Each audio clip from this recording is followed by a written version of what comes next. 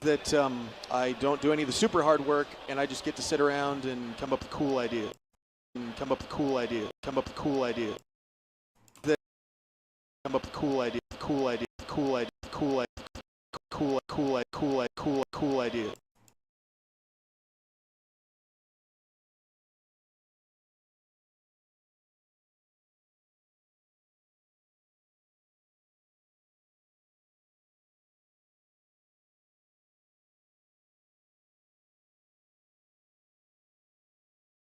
All right, enough of that.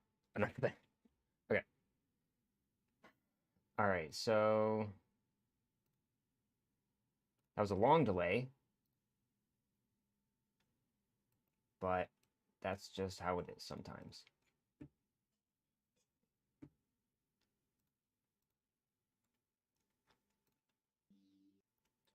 That's not going to do what I think it's going to do. No. Okay. Yeah.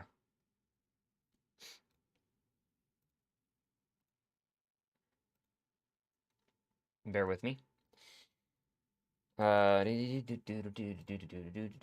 just waiting to see if there's anyone else hanging out, saying hi, whatever. I guess not.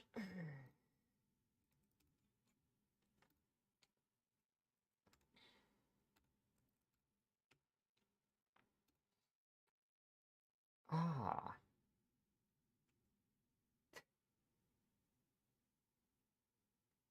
Here, let me just do this.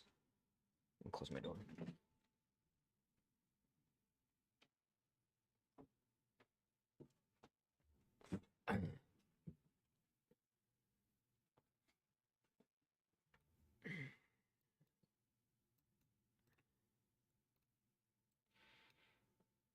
Chat.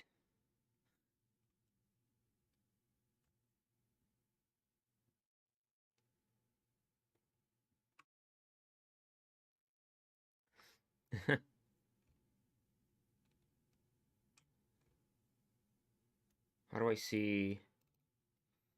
They don't make it easy to like. I feel like it's just.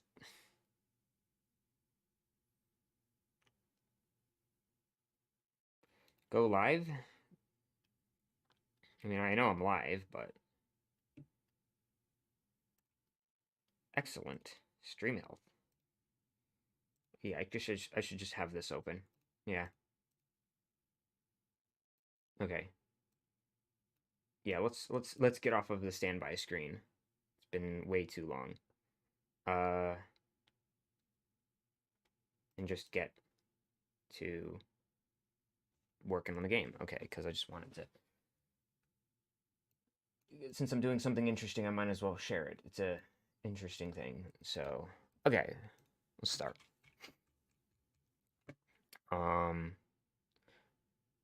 Let me actually run the game one more time just to kind of refresh my memory.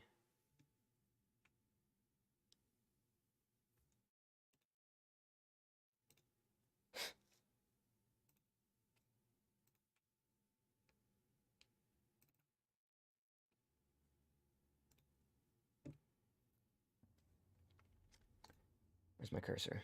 There it is. Oh. Okay, yeah, so that's what I did. Doing that. Looks kind of weird. Doesn't look quite right. But it could be better. It needs to be better. Because it just looks weird.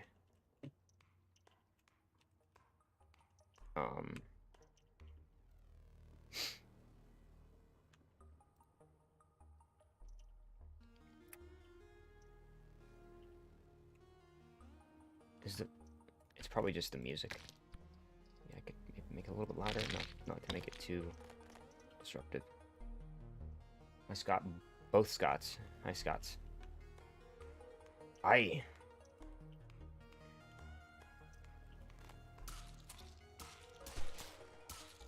Nobody's here saying "kiss me, I'm Scottish." I don't know what. That's probably a completely different sentiment than "Kiss Me, I'm Irish." Scott squared. Oh.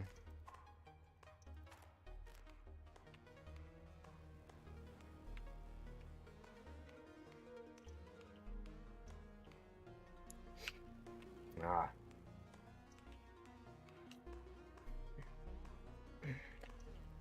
Yeah, I mostly should be just looking at, like, the... In fact, I think what I'm going to do is I'm going to debug in just the stone biome, just so I can test the stone biome. It's probably not even gonna, it's probably gonna break. It's probably gonna be like, I don't know, we'll see what happens.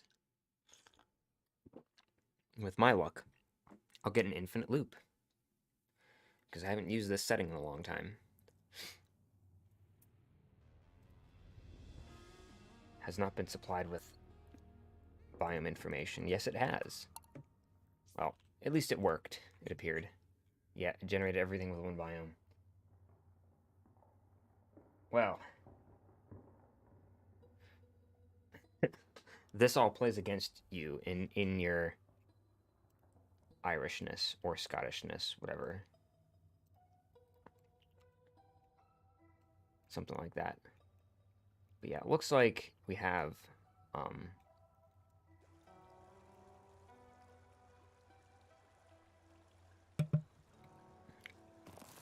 oh geez. Yeah, I have one of these guys, not to get too distracted, but like while I was testing a couple days ago, I had like the rock or what the grub, whatever it's called, the rock grub. I had it like it wasn't next to me, but it was like there was an earthquake all of a sudden, and I could hear it in the distance, and I was like, wait a minute, did a rock grub just bite into a weak wall? And it did. And so that was a pretty lucky moment. That was the first time that it like naturally happened, where a rock grub just literally bit into the. I didn't witness it, but like I noticed that like there was a screen shake and I could hear the earthquake in the distance, and I was like, oh, yep, rock grub bit into a weak wall. It doesn't happen that often, which is pretty interesting.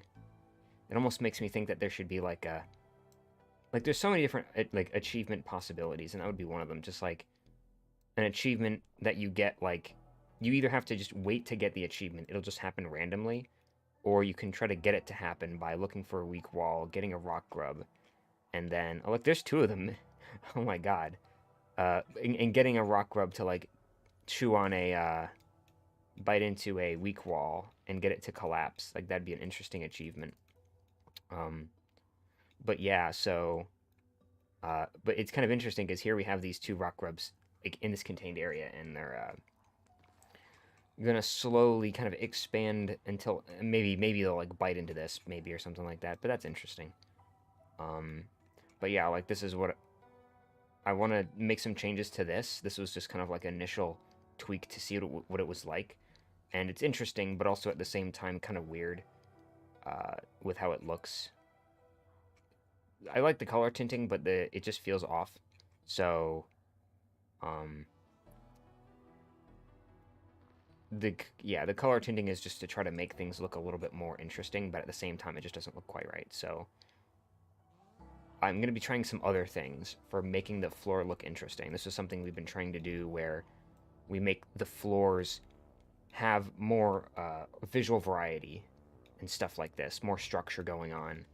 So we're going to try to do that more, and I want to try some other programming techniques to maybe make it look slightly different than how it currently looks. So that's what I'm doing.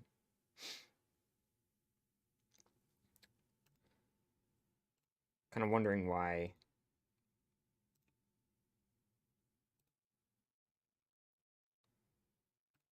whatever is on to-do list.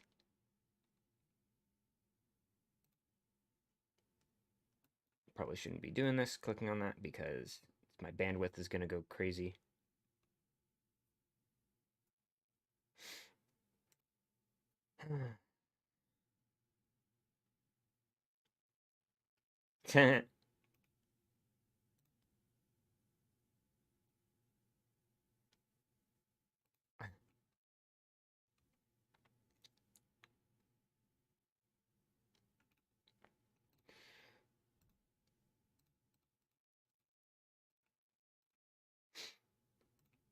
Yeah, let me close that. There he is. The old man who thinks he can be a streamer. Thinks he's fit to be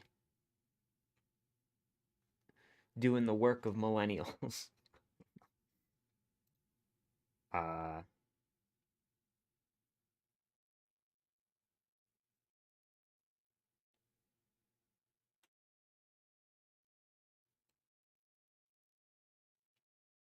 I hope the audio's okay.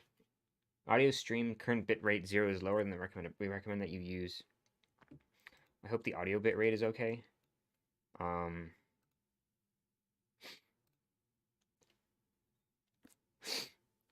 Should be fine.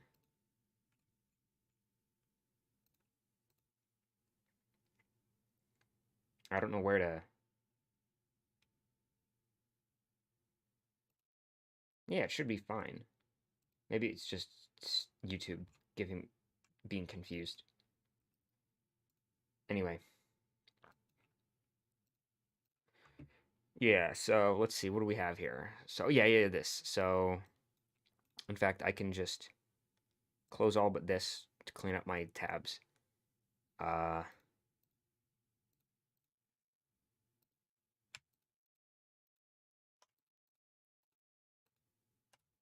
do I...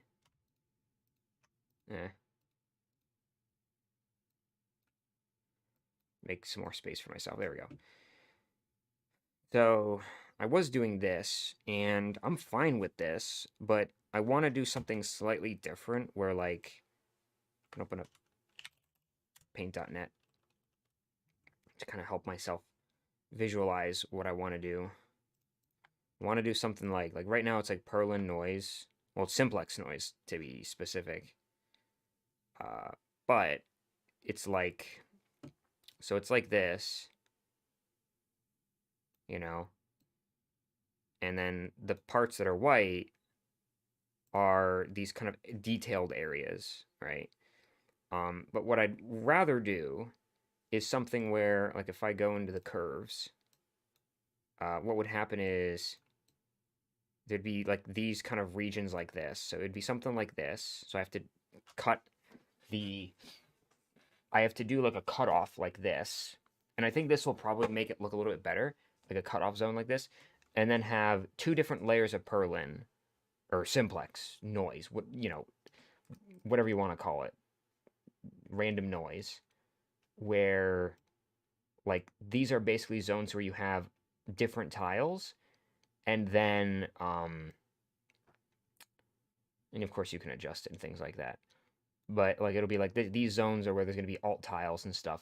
But then and then there'll be two different, so there'll be like this, right? Then there'll be another layer that is, no, not flames.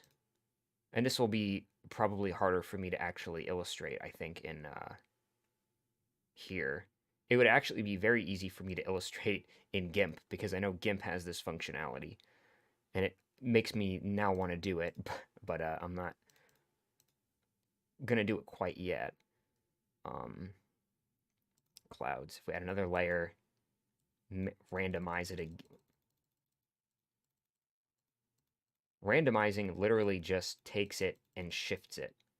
Everything gets shifted slightly differently, but you can tell that it's literally just shifting. That's kind of pathetic. But that's, I guess, fine. Could be worse. Make it bigger. Like that. And then do the curves again. Actually, no, you wouldn't do the curves in this case. The trick here is I want to convert, this is like grayscale. So I want to convert this to like a hue value, but I don't think you can do that in Paint.net. So you have to go to GIMP and basically do it like that.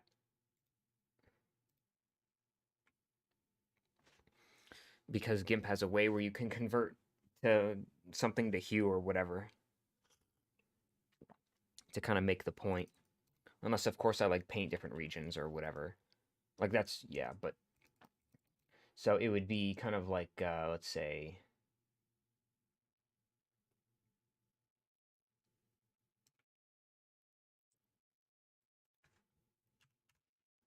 why not just copy and paste it into GIMP? No, I got it. Okay, it has its own way of doing things, which in my opinion makes more sense. No, it's not what I wanted.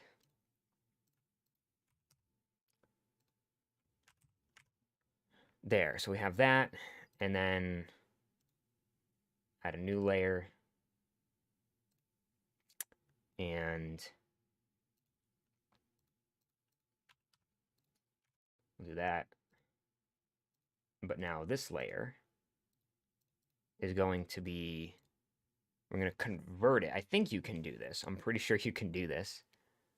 Where you say components. Oh God, it's not gonna.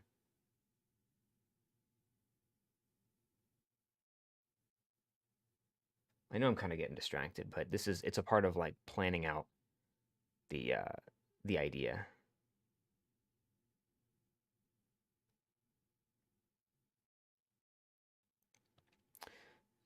What does this do? It's not what I want. I guess I have to do this. Can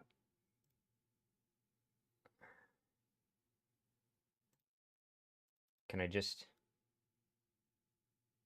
Yeah.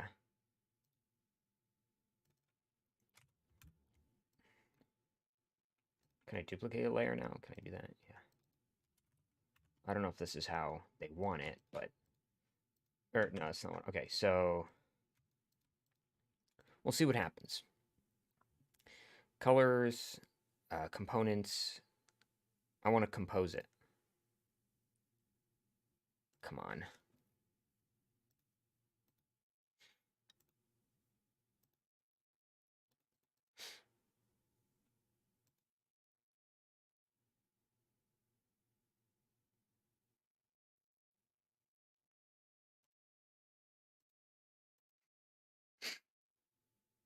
It's probably like... I wouldn't be surprised if, like, there's a reason why. If I do, let's just add it. Can I add a gradient? Add a gradient or something. So I can kind of like remind myself how this all works. Do a nice... I'll do like this. I'll do like a radial like that. And then colors, components, decompose into HSV. And it'll do this. And in fact, interestingly, it has like a weird black ring there, which I think I probably know why it does that. But yeah, so it's the hue saturation value.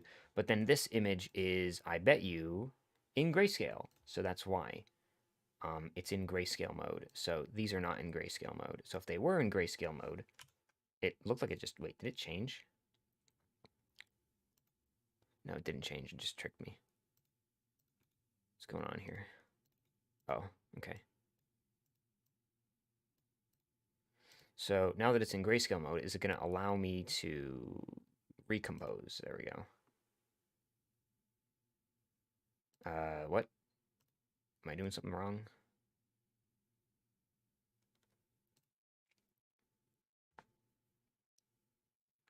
That's probably what I meant to do.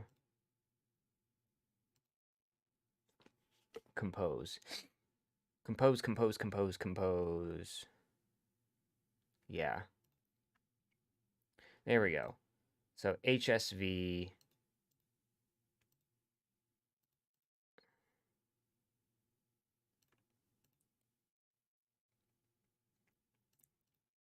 Yeah. Hit OK. And boom. Okay. So, Okay, still not quite what I was looking for. I can adjust that, honestly. I can make this, but this kind of, it looks like a heat map, obviously, as you'd probably imagine. But like, I can delete this now. I can delete this because I know what I'm doing. Very interesting though, how hue can give you a better idea of like things. So in this needs to be, not that it matters, but get our curves out. Yeah, you can see here there's like not a lot of dynamics going on. There's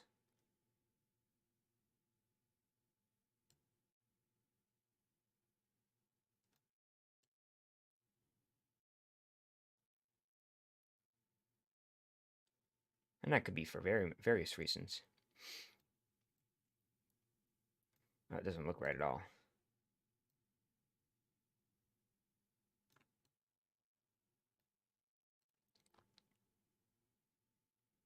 The darks need to be darker. And the lights need to be lighter.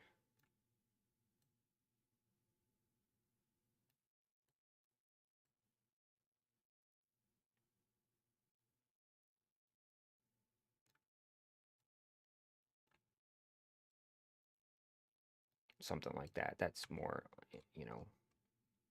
And then I think also this needs to be blurred. A little bit of a blur, just to kind of make sure that there's nice, as much stepping as possible, because you can kind of see here there's like not, the stepping is getting, like there's steps. Add a little blur to kind of make sure there's not a lot of stepping going on. And what do we have? We have a color value that's close to pretty much full white, and then yeah, there we go. So that'll be like, that'll actually be a pretty steep slope. Anyway, that just kind of helps make my point. Hopefully, but also if we say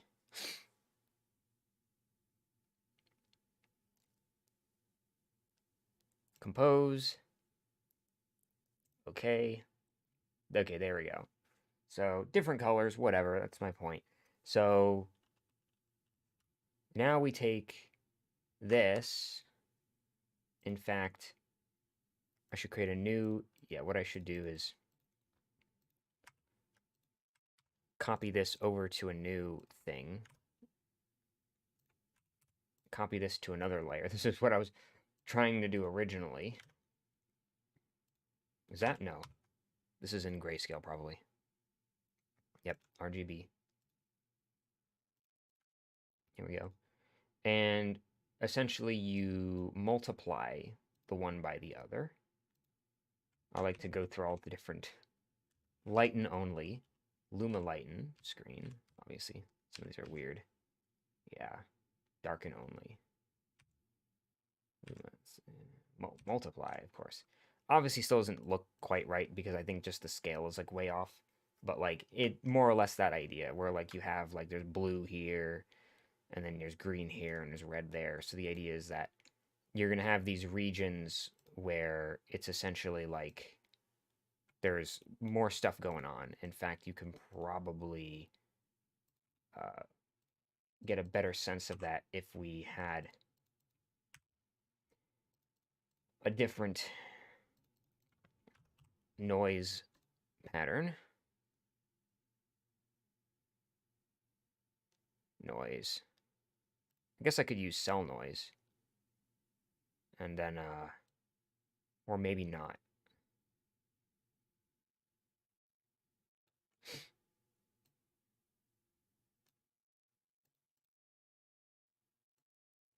Whoa. Yeah, that wouldn't necessarily do what I wanted to do. It's probably a mode, but I'm just rushing. Simplex noise. Ugh.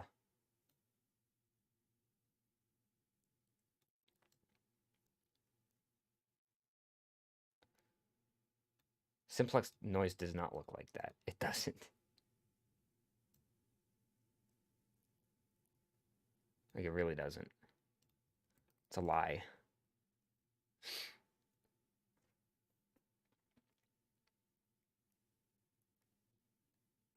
Plasma. Noise. No, I wanted Perlin. I keep... Render. Noise. Perlin. What the frick? This is not Perlin noise. What the heck? Keeps lying to me.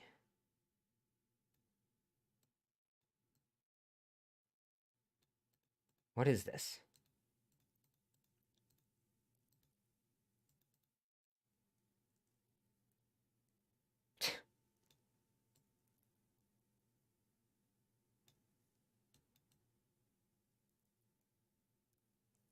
What the heck?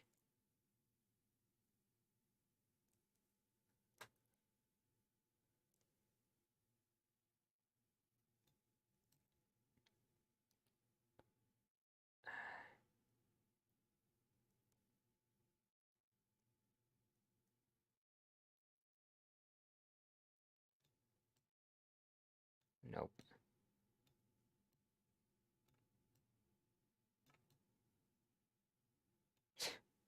Man, it's an interesting pattern, but...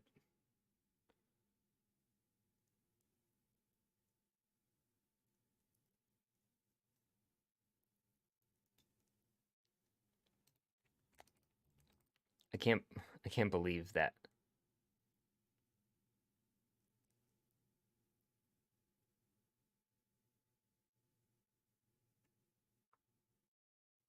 Solid noise. This is actually like what Perlin noise is supposed to look like. This is actually what it looks like. And it looks stretched too, anyway. Tileable.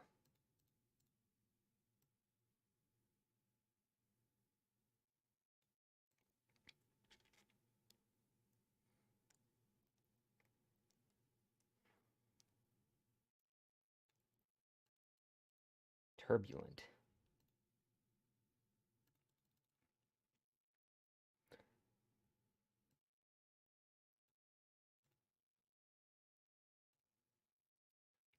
Something like that, and then maybe...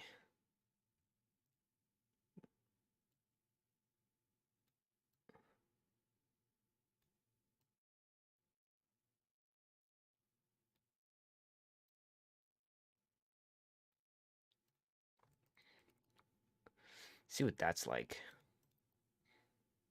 And then I'm just gonna say, you get the idea. I'm like getting distracted because this is just amusing to me. I guess it's a better idea.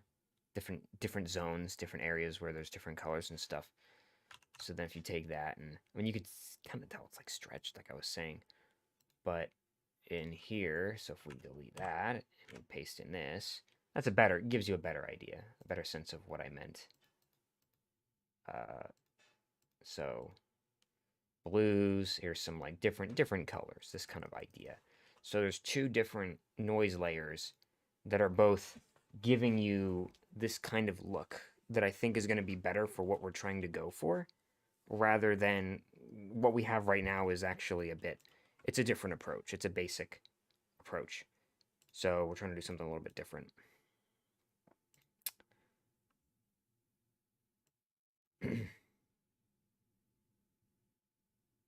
All right.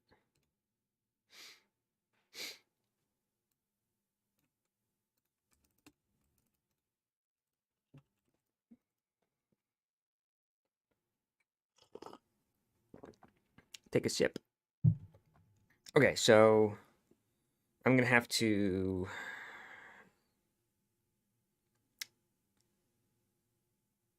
What am I going to keep? What am I going to get rid of? I have to think about all this kind of stuff. So, like, right off the bat, I think what we need to do is... Let me actually bring up... Sometimes it's useful to use a graphing calculator just to kind of visualize things. So, like... If you take a sine wave, obviously they don't have a noise wave, which would be cool if they had like a simplex noise. That'd be kind of cool. But this is what they have. So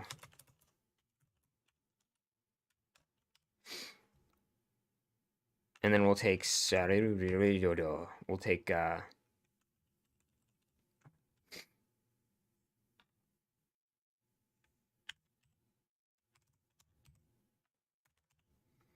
that kind of wave.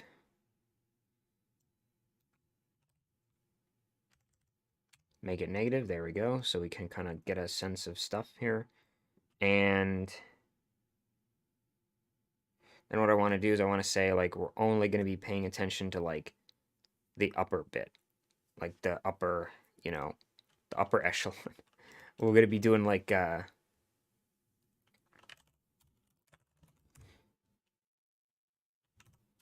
of x, and we'll say, like, 0.8, right? Yeah.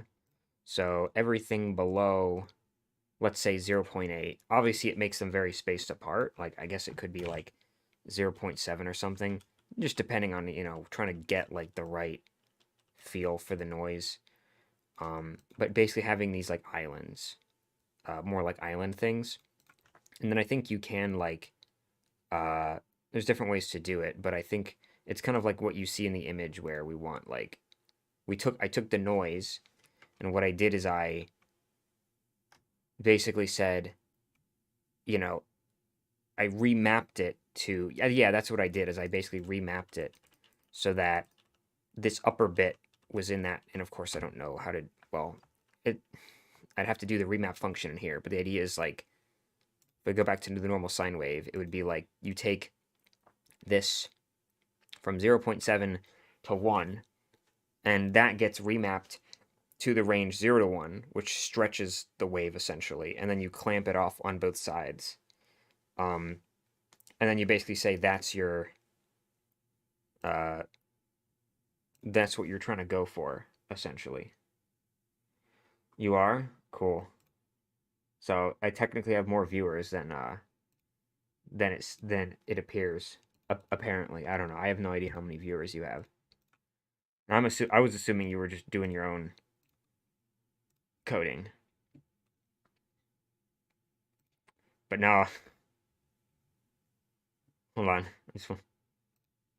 Oh, I see what you're doing. Anyway, well, yeah, I'm just right now thinking through, like, what do I have to code to get this effect, and I know what I have to do. I just want to make sure I do it right, because what's gonna happen is it'll be like, yeah, I'm gonna take the range like 0.2 to 1 and remap it to 0 to 1.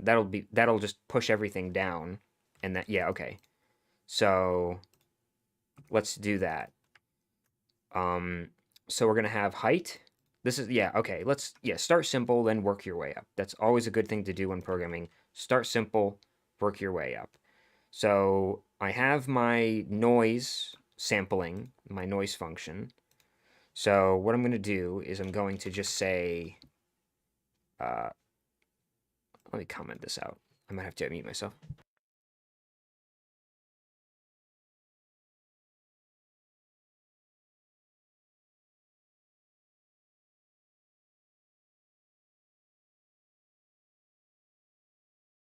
All right, I'm back. Remap, and then I'll say, we're going to go from the range 0.7 to 1.0 to 0.0, or let's just say 0f, because you can do that, into 1f. And we'll take in our height value, so we're just remapping it, so now you're taking the kind of upper bound, stretching it, so you're basically getting like this, essentially, which means that there's a lot that's just in the negatives, so then you also have to because you have a lot of values in the negatives, you now have to do a max as well. So we're going to do a max. This code will infuriate Scott Host, because he insists on doing everything in line, which is old school. But it is what it is.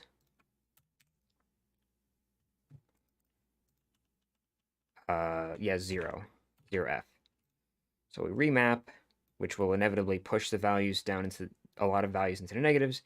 You max it off to clip the lower bound at 0. That'll give you, you know, that. And so then what we'll say is,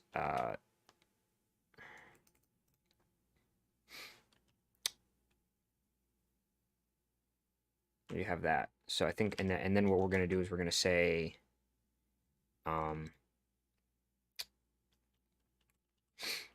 if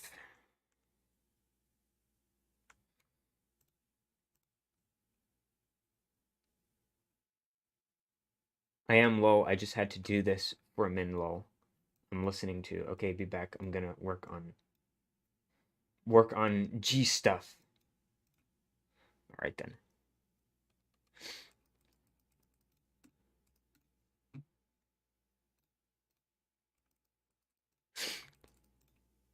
Okay, so if the what am I doing? So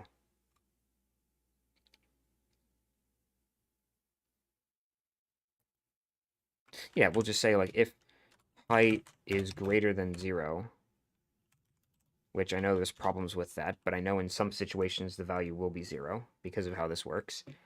I could also tweak it and be like greater than 0.1 or something if I want, but this is fine.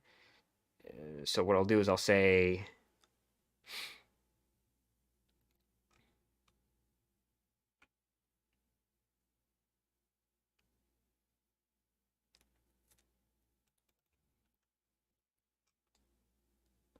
wait, where's the floor sprite variable? Where is that used? Oh, okay, it's here. Okay. Yeah, so okay. Floor sprite is equal to same code that was here, except not so much stuff going on. Get alternate floor sprite. So we'll just say, for example, we'll say like,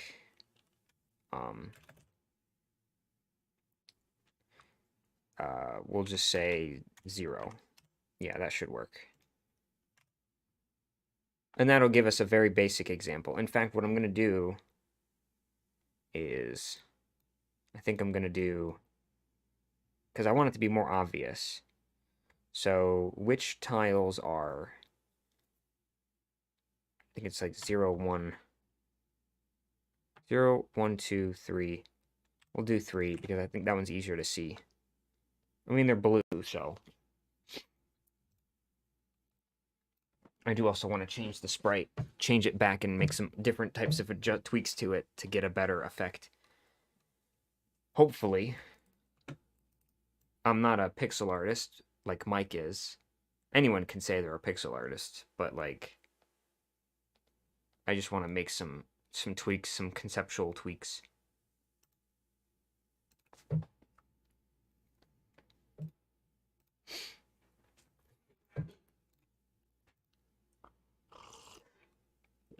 Really makes me wonder, considering we have a Discord with how many people now? I think we passed like 1,000. Like, it's kind of weird. I mean, I get people have lives, people are doing other stuff. I'm not trying to complain, but it's just like it makes you think that like how many wait, where do I see the members list? Where what happened? Where's the members list? I can't.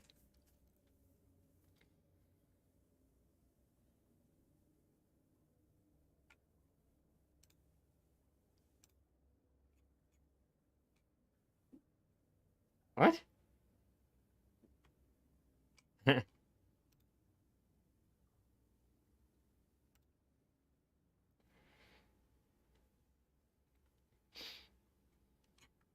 Yeah, I don't see the members anymore. What the heck? Where I think it's just because they moved it. Or maybe it's invisible because I'm streaming. That could be it. I don't know. But we have 1,000. Yeah, we have 1,000 members. So my point being, just like, there's 1,000 people on our Discord, and I posted a link saying, "Hey, I'm doing stuff. Check out this video." And it's like, you'd think like a small fraction of those people would like click, and maybe they have. I don't know. I have no idea. I just assume there'd be a little bit more clicking going on. It looks like at some point in the graph that 5 people were watching, but then it just went down very quickly. So I don't know what's going on. Anyway, so yeah, we can go here, test, see what that looks like. So we got these little patches of, they're really small patches actually, which we can adjust those types of things. But you can see there's like little patches of um, stuff going on here and there. Very spread apart patches. But we can adjust that. We can adjust that very easily. Different ways to adjust it. It's kind of hard because they're very spread apart, and obviously I want them to be closer together, but I also want them to be bigger. And adjusting those things in terms of Perlin noise can be tricky. Because there's all these different things you can do. You can make them closer together by just making them bigger, but then that also causes other things because it's Perlin noise. Then you get like other weird things going on, which are cool, but at the same time, it's like, do you really want those things happening, you know? So there's different results, I suppose. But let's try again. It's trial and error. So here we had like 0.7 for the kind of mapping. Let's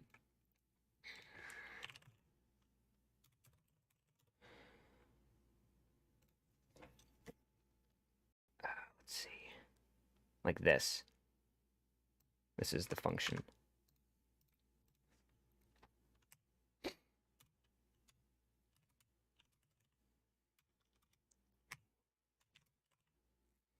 Just do that. Call it that.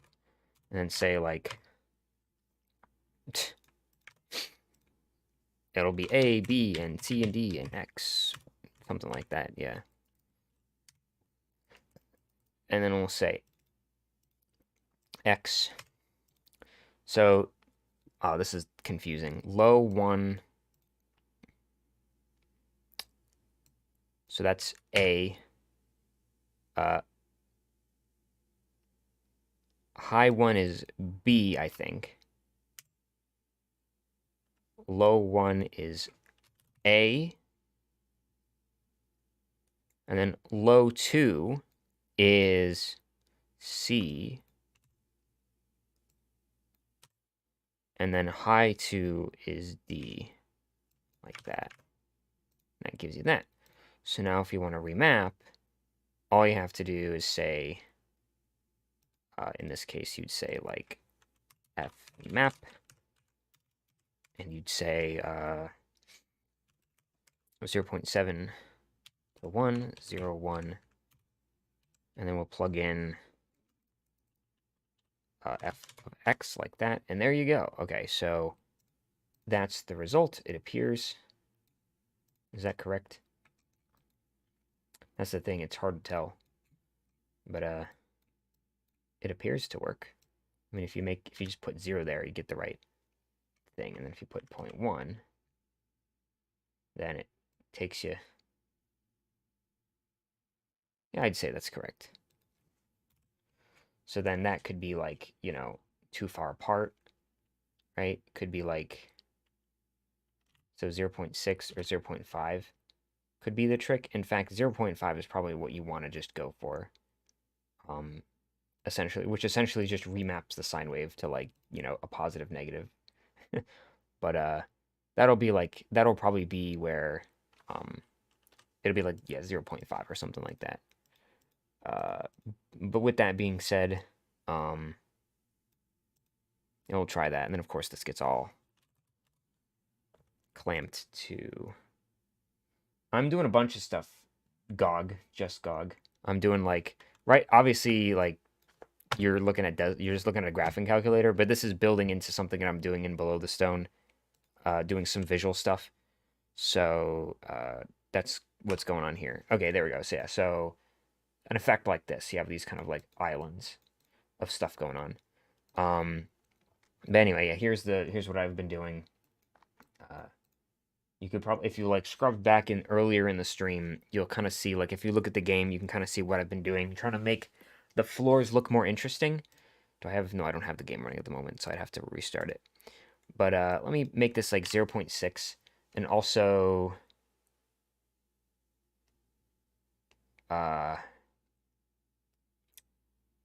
me think what else I could do.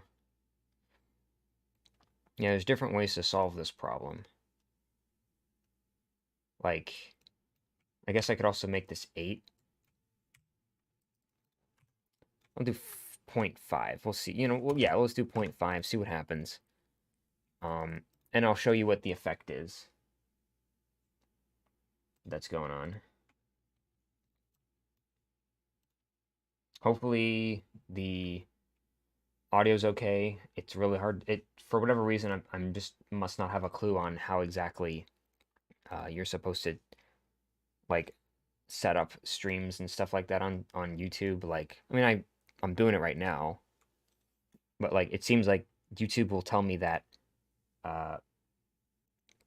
YouTube will tell me like, oh, stream quality's good, but then if I try to preview the stream, and maybe it's just because my upload speed is abysmal, but if I try to preview the stream to see what the quality's like, it'll complain that like the stream health is like bad. It's just like, well, why? I mean, if I'm just previewing the stream, I'm not uploading anything extra. I'm just downloading, right? My download's okay. Why should that affect the upload? But so it's really hard for me to tell if things are okay. But yeah. But glad to see, I'm glad to hear other people in the chat talking. I don't want to just be sitting here doing this assuming like that nobody's watching, because you stream with the assumption that people are watching, so it's good to know that people are watching. Anyway, I thought I hit the play button.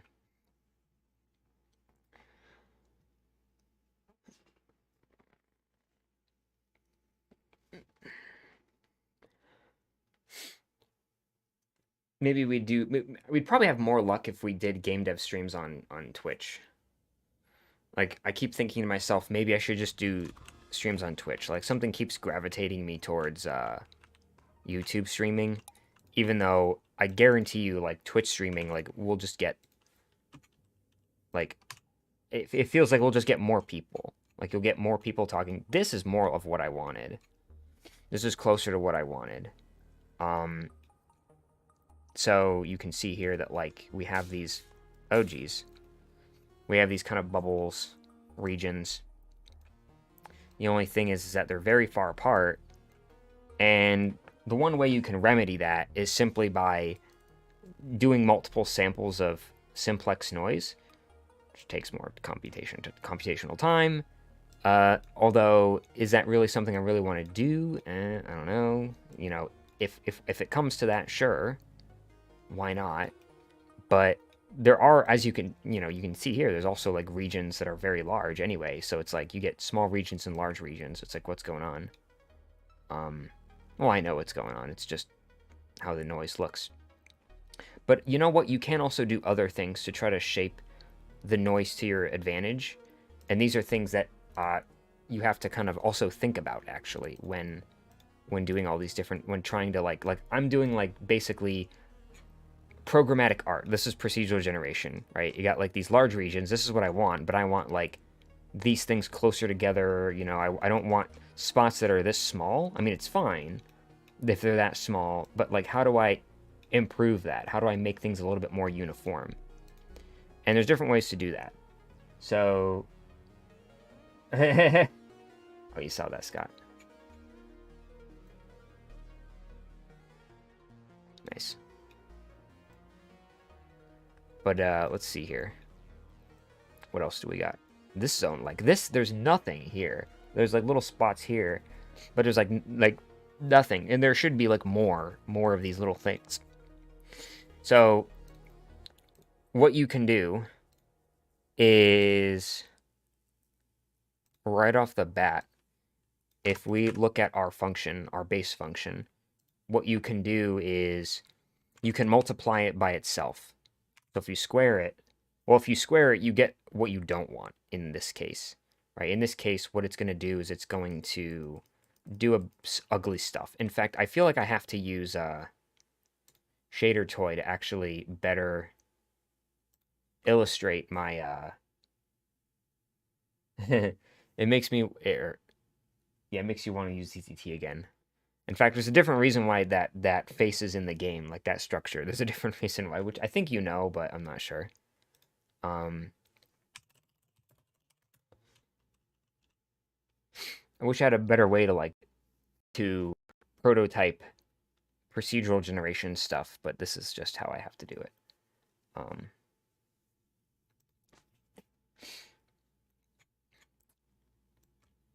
To copy all this code. Luckily, it's using an MIT license.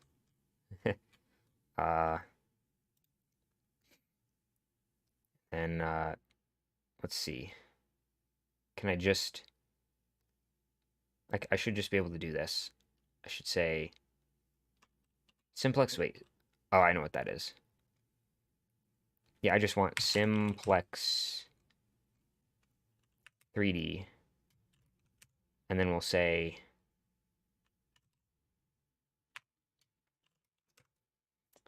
uv.x, uv.y, and then I'll just say 1 or 0, I guess. And that should be, well, I need to do vec3, of course. That should give me that. And then I'll zoom out as well. UV divided by 8. It's not going to work, probably. Yep, of course. Oh, no. Nope, it's not what I wanted.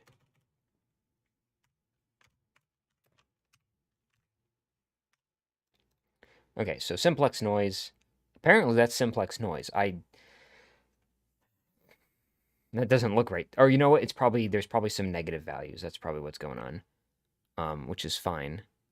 What was I doing? Oh yeah. So, or no, I do need to adjust it. I do need to adjust it. So, can I just... Eh?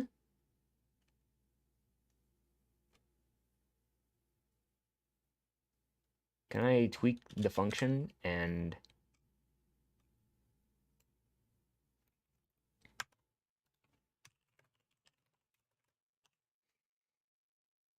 say, like, height plus 0.5? Is that going to work? Yeah, sort of. Not really. It looks like there's some spots where it's getting really bright. I don't know what the range is. Oh. What the heck? I don't know. I don't understand.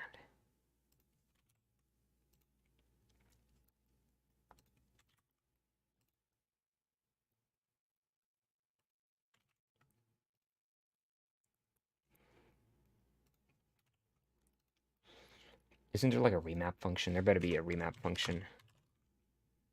Or map.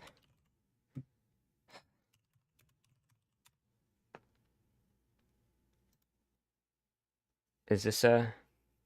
I'll just copy this. Whatever. I don't care. A lot of prototyping. Map.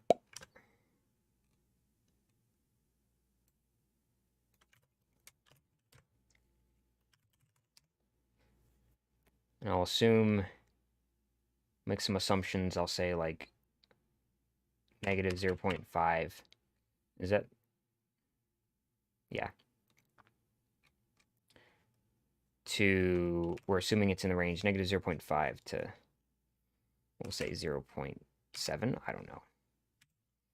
0 or 1. It's probably going to give an error, of course, because it insists on adding a 0.0, even though it can't just figure out what I want.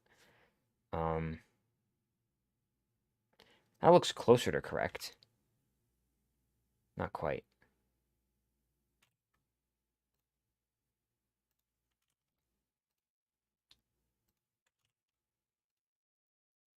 That, yeah. Obviously, it doesn't have to be perfect, because this is, again, just for prototyping.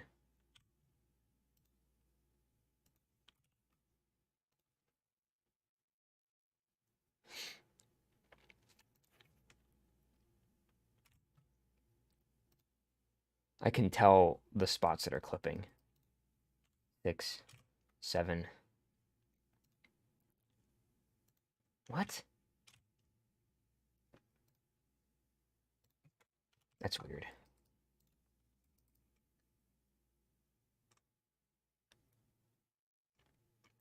It annoys me when people who make noise functions and they don't tell you. Oh, they are. Oh, they do tell me right here. I'm glad sometimes YouTube recommends me these small streams for games that look cool. I'm adding this to my wish list. Thank you, Ted Reed. So Ted Reed, you just discovered us right now. It sounds like that's honestly cool. That's literally like one of the like kind of well, I do streams like this on a very infrequent basis because I just want to share stuff with our community because we have a Discord with like we just passed, not to brag, but we just passed 1,000 members. Well, that's good to hear. But having YouTube recommend the stream, that's like even better.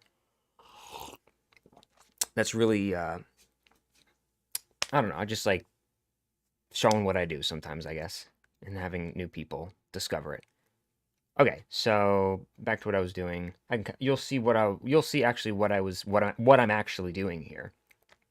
Right now I'm kind of like trying to prototype sort of. I'm doing like something like procedural generation stuff. And so what I'm doing is I'm using like ShaderToy, a website where you can like do shader coding and stuff for procedural generation to kind of like to kind of draft out in a sense like what kind of shape I'm trying to get. So that's basically what I'm doing right now. I want to take this right here. And can I make this bigger so it's easier to see for all of us? Yeah.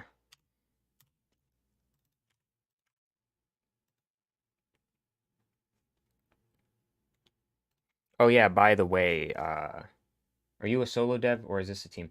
I'm the lead programmer. We have a team. You can find like, well, here's our website. In fact, I should just do this. I should just do what was I doing? Yeah. I can change my overlay. Gotta get the right one here. Yeah, there you go. On the bottom of the stream, I just changed the overlay. That's our website, strollart.com. Also, you can also do belowthestone.com because that's the name of our game. And that gives you all links and info about what's going on. Big stuff's happening very, very soon here, as you can see. But we have a Discord.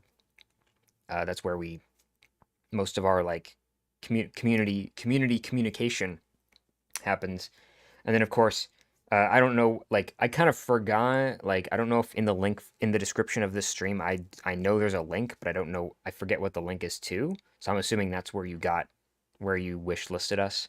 But if whatever you did, there's links here on our website as well, all the good stuff, and explains a little bit about what the game is about. So yeah, with that being said. But yeah, I'm not a solo dev. It's you can see who else is on our team on our Discord. I'm the lead programmer. We also have an artist as well, our lead artist, who's also the director of the game. And then we have other programmers as well working with us and some other artists. So yeah.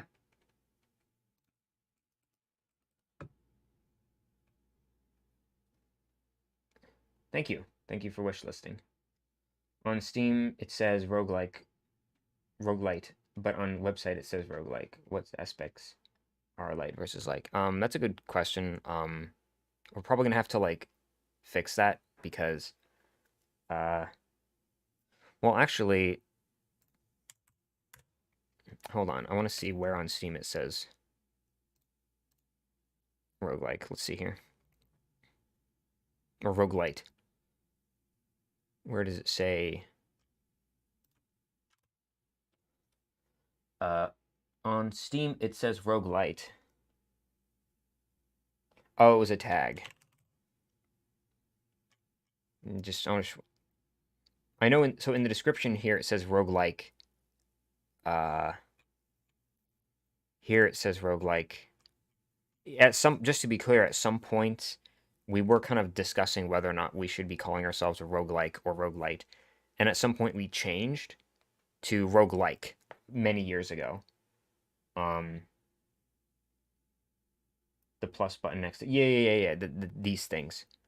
Um, and some of these tags, just to be clear, I think some of these tags, either Steam can like add its like it'll automatically add its own tags, um, without us doing anything, but we can also manually add our own tags, and I think also other people can add tags, which I don't know if there's any moderation behind that. Like if someone just decides to put a tag for another game that has nothing to do with uh like it's completely unrelated, if like their system detects like that's not a really appropriate tag and then removes it, I have no idea. But uh yeah, like here's wait. Yeah, here's roguelite here. Um a popular so yeah, here you can here it says it. Popular user defined tags for this product. So the checked mark ones are ones that like either me or someone else clicked on, or yeah, tags you've applied. So these are the ones we've applied, and you can see it says roguelike. But then other people say rogue light, and we haven't checked that one off. And that's because like originally we were calling ourselves roguelite with a T, but then we decided that, you know, I think it just makes more sense to just call us a roguelike. I think because it can be also confusing. There's a reason, there's a purpose behind the distinction, but at the same time, you know, what roguelike is trying to say at its core is that it's a type of game where when you die, you lose your items, and that happens in the game, right? So because of that, we're a roguelike, just like any other. But at the same time, you know, and this is something that we haven't had this discussion in a while, you know, but when it gets brought up, it's like one of those difficult things because people will say like, oh, well, technically a rogue light with a T is something that, you know, it has certain things, right? There's certain, like the game will usually have certain aspects to it. Um, and so that's probably why it shows up here is because people look at the game or hear the description and they go, oh, that sounds like a rogue light because you can do these certain things.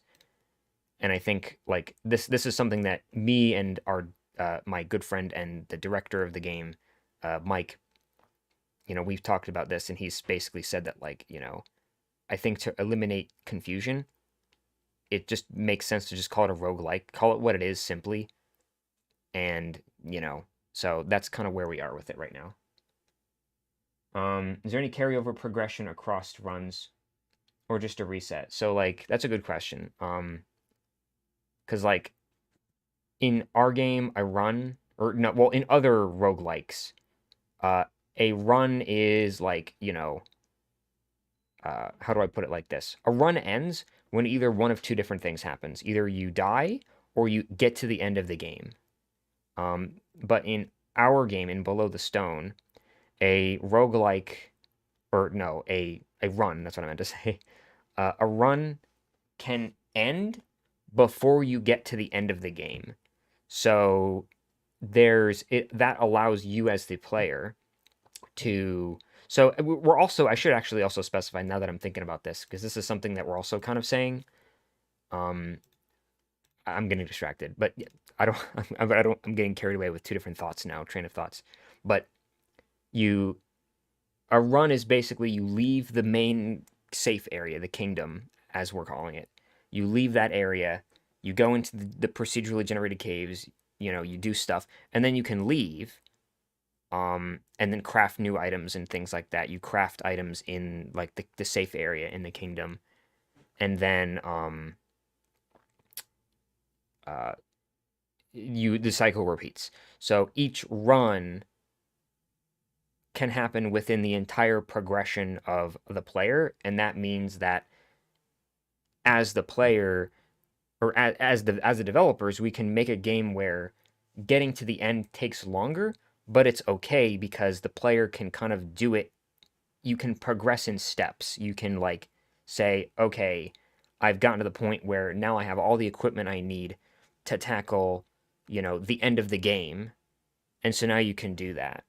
So that's how we're different from like other roguelikes where like I know for a fact like Enter the Gungeon, that's like the traditional roguelike where you do a run, or Nuclear Throne where you just go in and your player progression starts as you know open chests and things like that. Um and then beat each layer, each level of the game. But then it's over when you either reach the end or you die.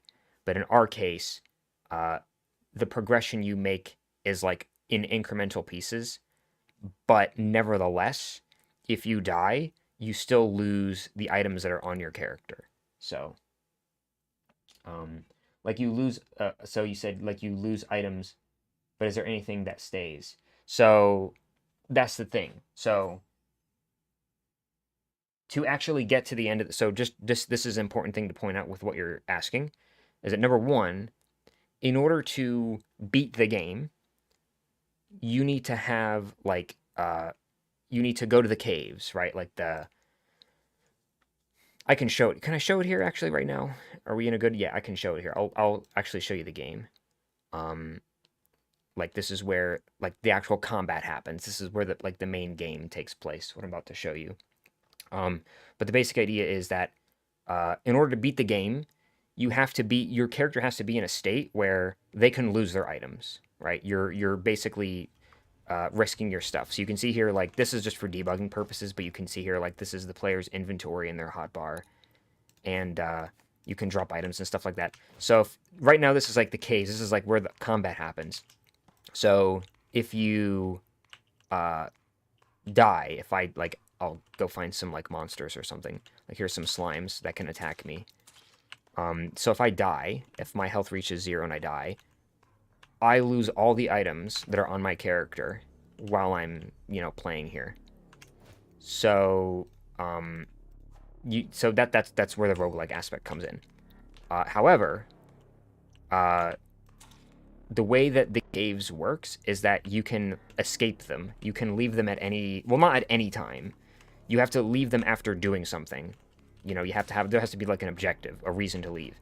So, in this case, in debug mode, I can't really, like, normally there'd be like missions you do, so you do the missions, and then you can get a drop pod.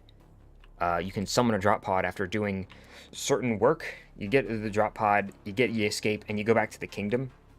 And then what happens is from there, you can, and this answers your question a bit, you can take certain items that you've kept on your character, and you can store them in like a bank. But you can also craft items, and usually in the kingdom, in the safe area, you'll craft better items, upgrade your items, things like that, so that when you come back to the caves again, you'll have better stuff, you'll be better equipped. And the idea is, that'll allow you to get to the higher levels. But here's the thing. If you die in the caves, you lose your items. You don't get them back.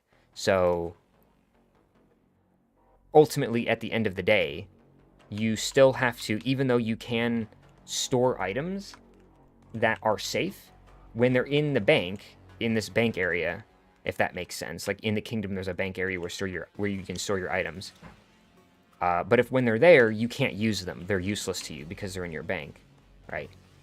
So you have to take them out of your bank and equip them on your character when you go to the caves. And by doing that, you're risking those items. Because if you die, you lose those items. You're risking them to basically make progress in the game.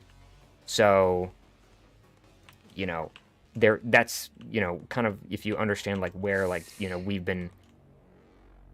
we went originally from saying roguelite to roguelike, because I think we also believe that at the end of the day, it's not wrong to call us a roguelike, because the core aspect is that you're risking your items. You are taking these items, you need these items in order to progress in the game, to get to the end of the game, to get to the very end, beat the final boss, whatever. And get to that point. And by doing that, there's always a chance that if you die, you lose your items and all that kind of stuff. So at the end of the day, it still has the same core pillars of what a roguelike is, even though you do have the option to save items. But that's important because the getting to the end of the game is going to take longer than like what it might be. You know, this is like something that like with Enter the Gungeon, right? Like you have to finish the game in one sitting, or you pause the game and you leave your computer on, wasting electricity if you have to like go somewhere, but you want to finish or something like that. You know, with our game, you can get to a point, leave the caves because of like what I was saying before about how runs work, and you can like shut the game off, save it. It'll save your player state, and you can go off and do whatever it is that you were doing.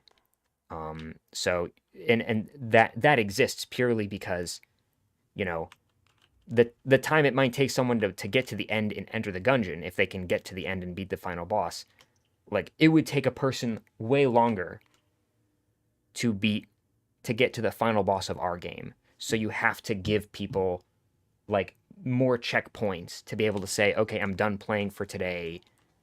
That's it. And, you know, like that. So, okay, I think I understand now. That was really cool spin on the traditional roguelike. I can't wait to have my heart broken when I go for the final run and lose it all. Yep, that's still going to be, yeah. There's going to be, like, right now, like, we're still in pre-alpha. We will be, like, we are, hopefully going to be, right now our target for early access is next month. So right now we're in crunch time trying to get a lot of features into the game. So, what was I going to say?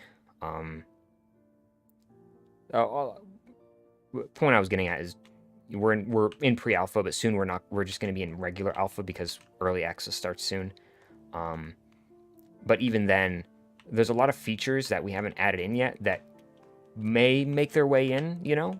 We have, like, even us as the developers have no idea, like, how, like, we know what we're going to put into the game, but we don't know, like, how long on average it's going to take someone to get to the actual true end of the game, like beat the final boss, right? We have no idea because we haven't even added in the, you know, the final boss. That's not a thing yet. We don't even know what the final boss is going to be at the moment. So it could be like something where in order for someone to actually get to the end, it could be something where it'll take them like several days. And I don't mean like in a row. I mean like, you know, they'll spend like maybe 2 or 3 hours. You know, let's say someone spends 2 or 3 hours every day playing the games from start to finish. It could take like many, many, many days to get to the end because there's just a lot that you'd have to do to get to the end at that point. Or at least that's kind of my general sense. My sense right now is that getting to the end, it, like, of all the total add up all the hours you spend playing Below the Stone, because it's like I said, it's not like you're playing like nonstop, right? Like if you play 3 hours every day, like on various different days, and you add up all the hours, it's gonna be more hours than what it would take to like get from start to finish in a game like Enter the Gungeon. It's gonna be a lot longer, and that's because, like I said, you know, there's checkpoints, and there's more checkpoints, more places where you can suspend the game and, you know, save your state, so it's not. But yeah, you get the idea. I'm just rambling at this point. But let's get back to, I was trying to work on a visual feature here. That's what I was doing. And you can kind of see it here. These little splotches in the in this stone biome area. Let's see.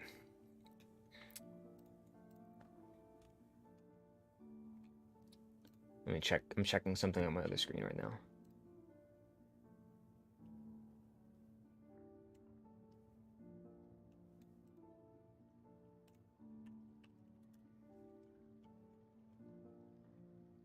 Ooh,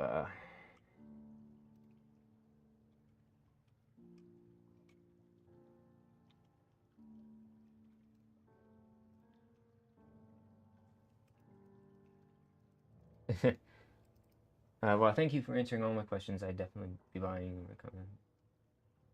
Hey, I'm glad you could stop by, Ted. I'm glad to hear from other people. I'm glad to hear from new people.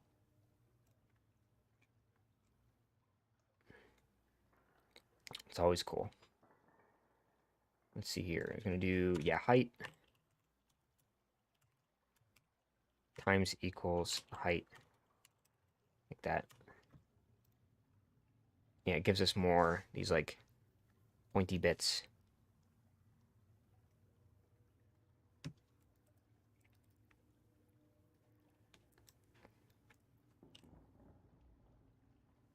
Might have to mute my microphone again, sorry.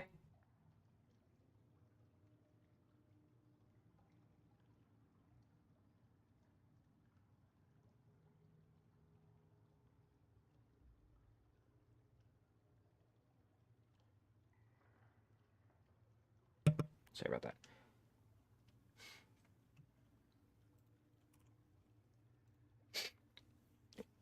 Let's see.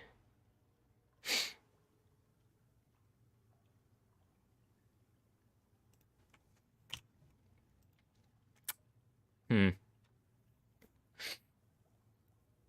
wonder. That's probably not what I want. I want to do like, what if I do half?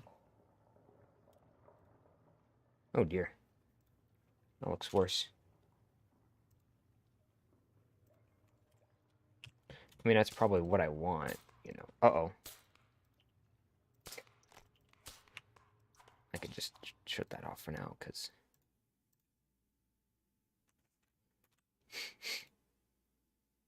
What if I make this a 1?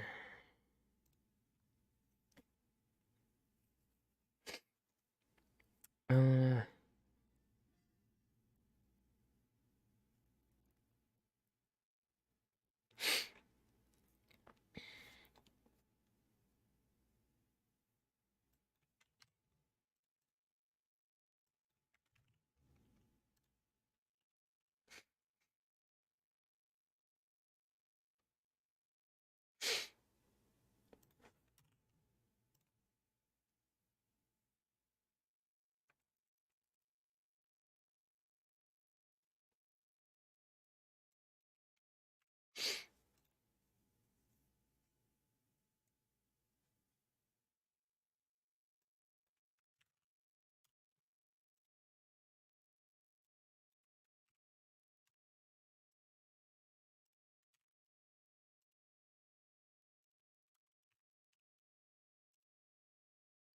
Do you have formal programming education, or did you just learn all this stuff yourself? Some, you know. I think like um it really started like it started with like self-learning, with just saying, okay, this is something I want to do, and the internet is this obvious resource with a, you know, that where people can just share information. And so if there's anyone out there who is an expert, there's going to be people out there sharing information, trying to spread it far and wide so that people can find it, so it can be as accessible to as many people who want it as possible. So originally it was me going, you know, I want to learn this and I want to learn it now. I don't want to have to like, you know, wait or like do extra work to like, you know, and this was like, I was like probably, you know, like just getting into high school, like right before high school when I started getting into programming. And there weren't really any classes until like the middle of high school for me. And so the best I could do at the time was just, you know, hey, you got this information source called the internet right in front of you. Let's see what's out there. Um, that's where it started.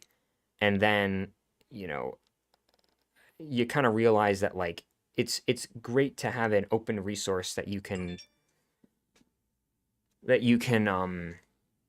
just kind of poke at and see what comes out, right? The internet, and see what information is out there and learn yourself.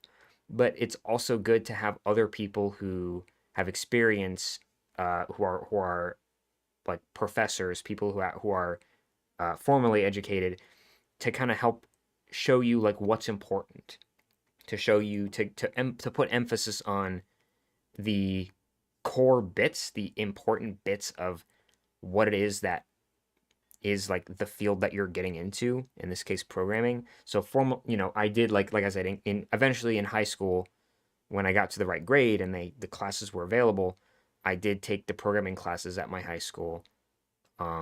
and that helped a lot because, you know, now you have an actual teacher who's like teaching you and kind of going through like, you know, you need to know you need to understand this and this and this and this. And so I did have formal education in high school, and then also eventually I did go to community college to um to continue that essentially and to get like a an associate's degree in computer science. And you know, so in high school it was like Java. They used Java for, you know, teaching programming, and then in college it was C++.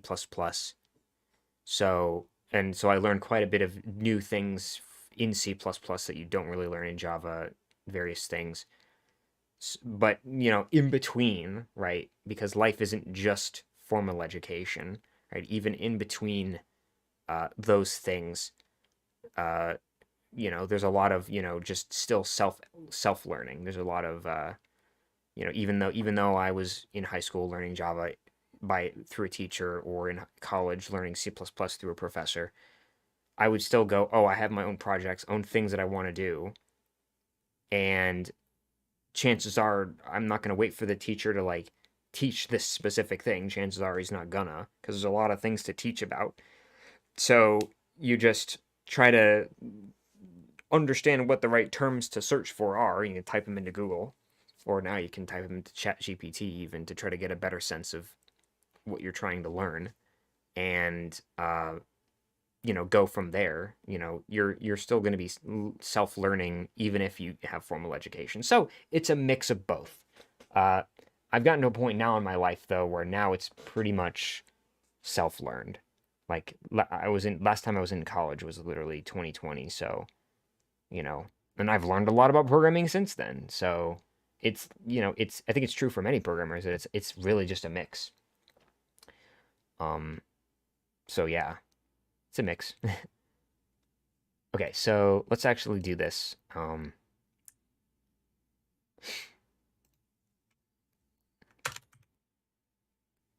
think it would be easier to just do a square root.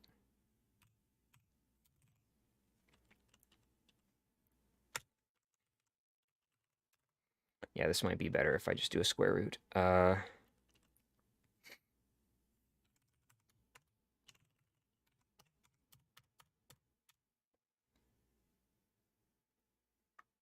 Because then I can even like go back to here and say like, really what I want is that. And then take that whole thing and paste it there. Oh, there we go. And it basically does that. In fact, I could do this.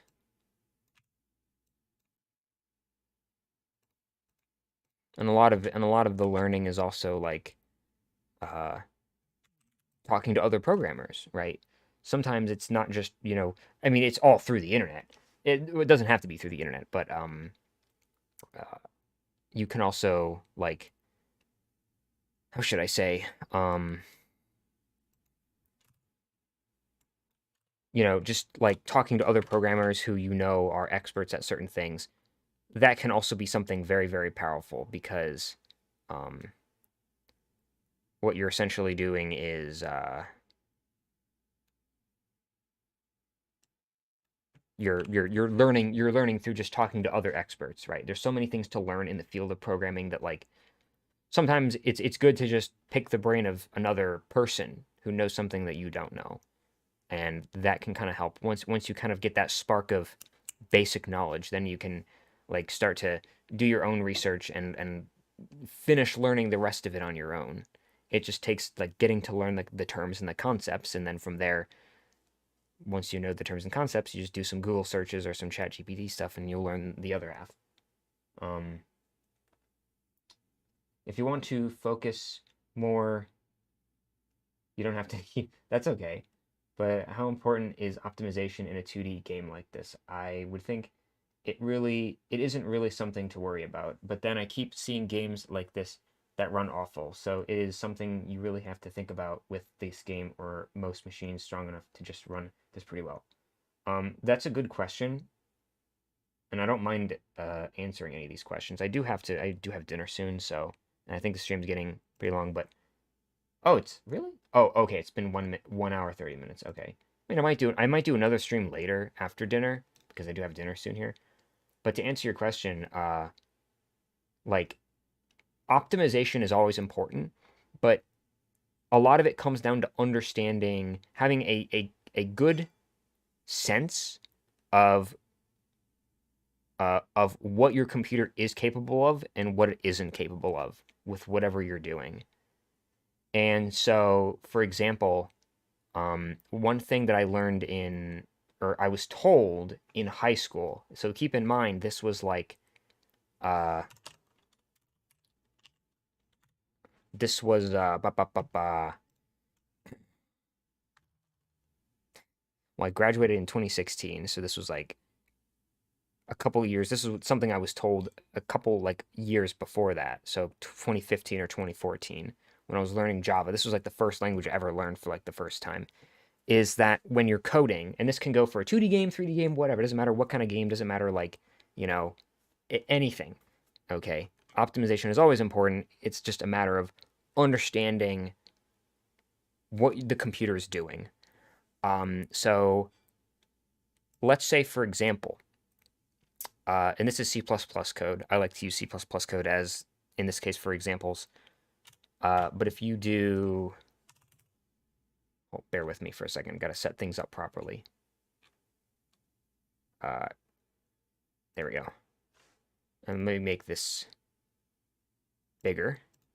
So if I have a function, this is going to be, it's obviously a very simple function. It's kind of like, why would you ever code something like this? But it's good for examples, right? If you have a function where you add three numbers together like this, right? You have a function like this. So it's just a function which adds three numbers together, okay? And let's say for some reason this is useful, right? Having this function and clarifying its usage through a function is useful in your code because let's say in a bunch of different places in your code you're adding three numbers together, let's just say. So ignore this side for the moment. If you do like let's say, how do I do this? Let's have like, yeah, let's do, yeah, a variable. We need a variable. Can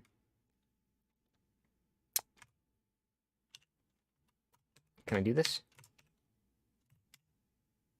That works. Okay. That's declaring three variables. So then if we say r is equal to add three a, b, c. So we're basically taking these three values. We haven't defined, we haven't given them numbers, but they could be anything. Just pretend they could be anything. So we're taking ABC, plugging it into this function. So then these ABCs correspond to these ABCs. We add them together, we return them.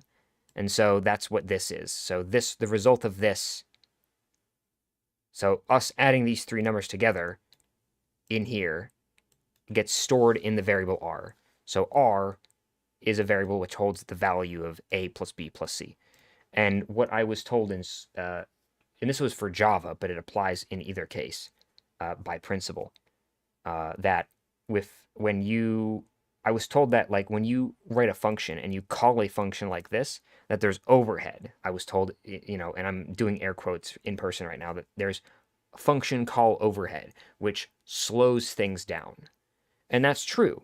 In fact, this is what it actually looks like. The thing is that I was never, like, I was told this kind of information, but I didn't know what that looked like. I didn't know what that overhead looked like. I was just told that the computer has this overhead that occurs.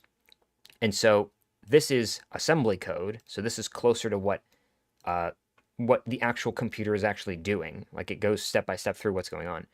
So you can see here in the code, there's like when you're actually like this red here, it's highlighted red. So this right here corresponds to the actual adding of the three numbers. We're taking A, storing it in the CPU, taking it B, storing it in the CPU state. We're taking the values in RAM, storing them in the CPU, and then here's the function call overhead. So you're calling add3, which takes you to here, does, eventually does the 2 additions. There's 2 additions, so there's the 2 additions. But then it's doing all this other extra overhead, right? This is the overhead, the push and the pop, and this other stuff here. All of that stuff just to add 3 numbers together. And so this is something that ideally you can optimize by simply not having this function, by just simply saying A plus B plus C, right? Like that. And technically this code isn't even being used anymore. This you can ignore, this assembly, because this is all that's happening, right? It's all happening inline, as they say. You're doing the adds inline. But you don't have to do that.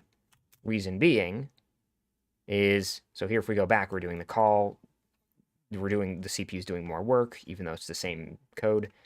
But normally what will happen when you're compiling your code, when you're turning your code into something the computer executes, the program that actually does that will typically have its own automatic optimizations that they do. So the programmer doesn't have to think about those types of things. They can just code the way they want without thinking about, optimization as much. So you do that in this case by adding this here. And you can see here the code gets a lot shorter, right? The assembly code just shortened. And as you can see, it automatically did the inlining. You can kind of see it here. So by adding this little option to tell the compiler to do these automatic optimizations, this call, us calling this function, got reduced to simply saying, to the simplest thing you could possibly do. Take B, store it in the CPU, then take A and add it to the value of B in the CPU, then take C and add it to the running result in the CPU. You got your value, it's here, now put it in R, right? It's doing, this is literally the shortest possible code for like a modern CPU. This is the shortest possible code that you can get for adding 3 numbers together and storing it somewhere in memory. In fact, if I were to take these 3 variables and put them inside the function itself, you get nothing. There is an XOR here, which, to keep it short, it's not related to this. And you can kind of see here, like, this is highlighting return 0, and that's, I'm not going to get into that, but I moved these variable declarations into the function itself, and now it's doing nothing. And that's because the compiler assumes that R is never being used. The result of R is not being sent somewhere else. It's not being output in any way, and therefore it's not being used. Therefore, there's no reason to generate that code. So the compiler will even omit, like completely ignore code that isn't being used. So even if you're a messy coder, the compiler will try its really hardest to optimize all the trivial stuff, to get all the obvious stuff like taken care of. And that's like the most important part about understanding, like when talk about optimizations on the computer. But with that being said, you still need to be concerned about optimizations, right? There's a lot of ways that the programmer can optimize things in ways that the CPU isn't aware of. Or I'm not the CPU, the compiler, I meant to say. The thing that actually takes your code and turns it into something the CPU can understand. There's certain optimizations that the compiler is not aware of. The compiler is good at doing the trivial stuff. The stuff that's obvious, like inlining a function that's small, right? Typically, I was told in school, like, oh, it's not good to have small functions because there's overhead. And the fraction of the overhead versus the actual code is bigger for small functions. And so it's good to have functions that are bigger with more code in them. But that shouldn't be a concern of the programmer. That should be a concern of the compiler, so that the programmer can just write the code the way they want to write it so it's understandable.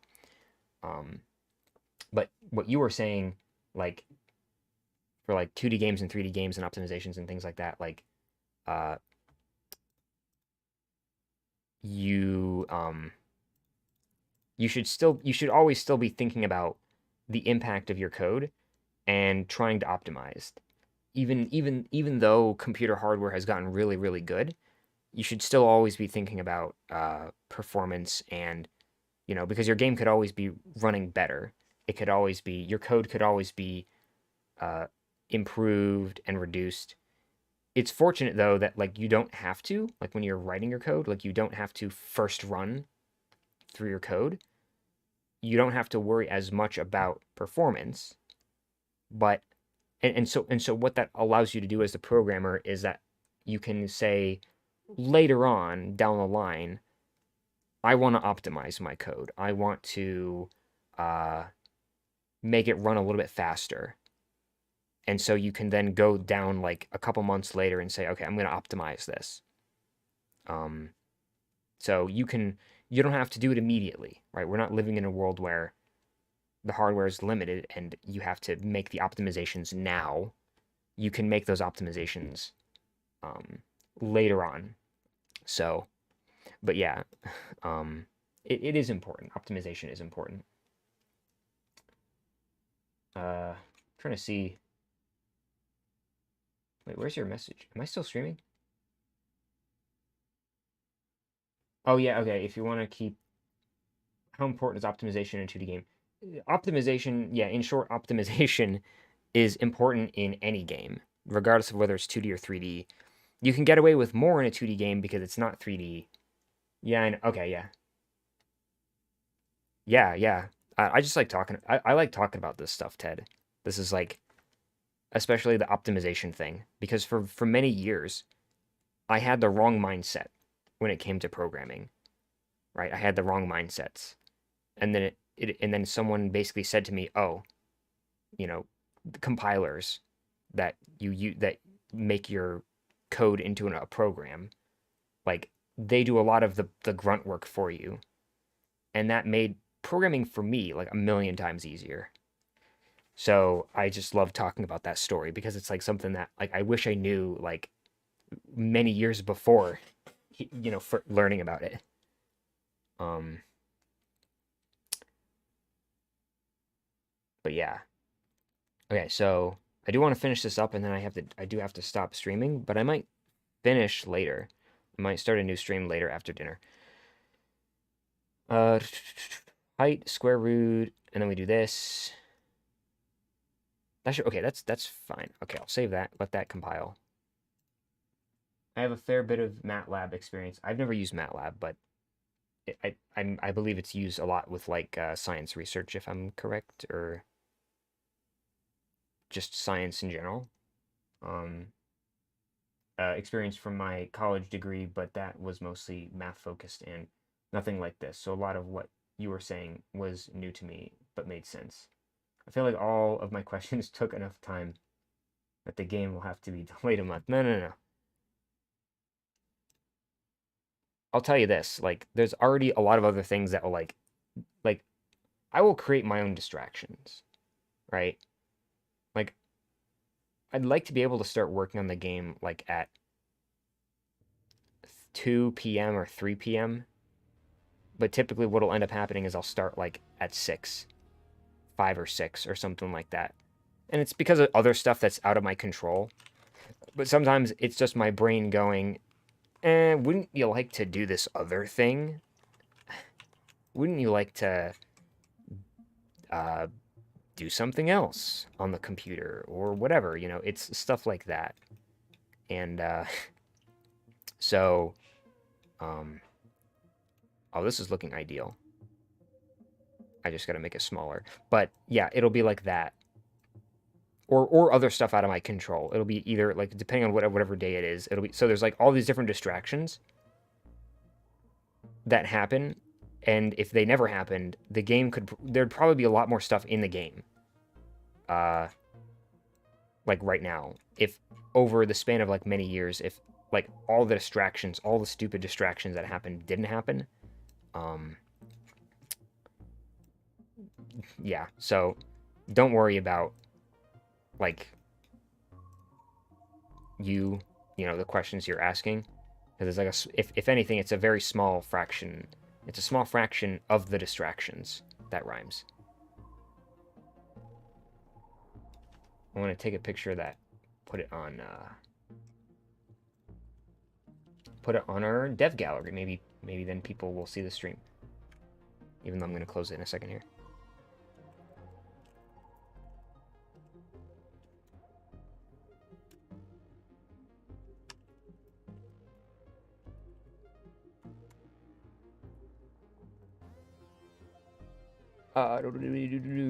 Okay, so I'd love to continue streaming.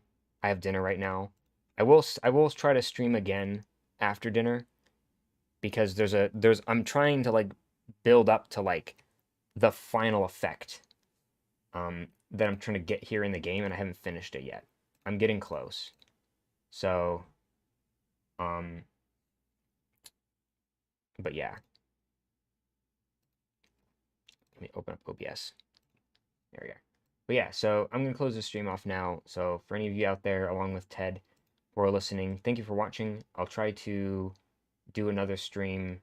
And now YouTube is saying that it's having poor stream quality for some reason. I have no idea. For some stupid reason. But either way, thank